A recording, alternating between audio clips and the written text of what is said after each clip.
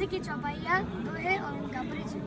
हमारे तुलसीदास जी की जन्म कथा ही बड़ी अद्भुत है, जो कि इनके जन्म के उपरांत ही इन्हें महापुरुष होने का संकेत हुआ। यूँ तो हमारे भारतवर्ष में समय समय पर धर्म विज्ञान एवं साहित्य के क्षेत्र में महान से महान विद्वानों और साहित्यकारों का जन्म हुआ है, परंतु हमारे तुलसीदास जी उन्हीं साहित्यकारों में से एक है जो कि अलौकिक प्रकाश की छटा को बिखेरते हुए समस्त संसार को शुभ्र प्रकाश और स्वच्छ दृष्टि प्रदान करते हुए राम का नाम लेकर इस धराधाम पर अवतरित हुए।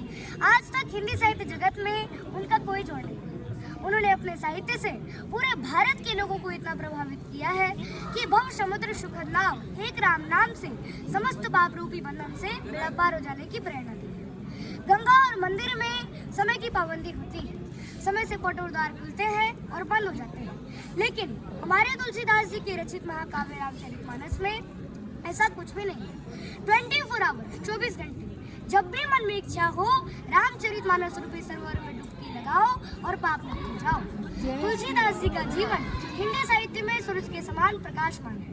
इनकी किरणों ने केवल हिंदू समाज ही नहीं बल्कि संपूर्ण विश्व को प्रकाशित किया है।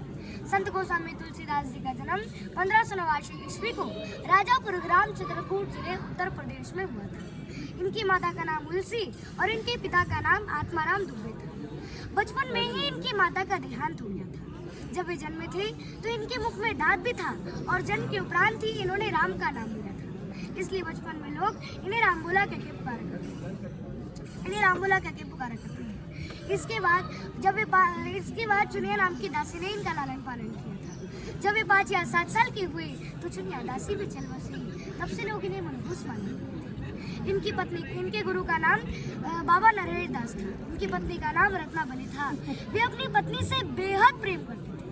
लाज न आई आपको दौड़े आयो साथ, दिखते कैसे प्रेम को कहाँ के अस्थि चर्म में देह मम तमो ऐसी प्रीत, तैसी जो श्रिया में वो तब।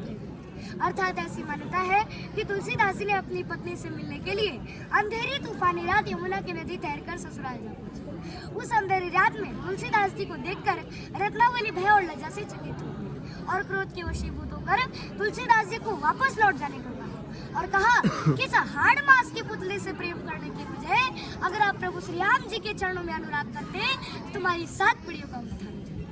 इस फटकार को सुनकर गोस्वामी तुलसीदास जी ने अपना संपूर्ण जीवन प्रभु श्री राम जी के चरणों में यापन कर दिया, समर्पण कर दिया। चित्रकूट के घाट पर वही संतन के भी तुलसीदास चंदन से तिलक दे रामचंद्र की जय।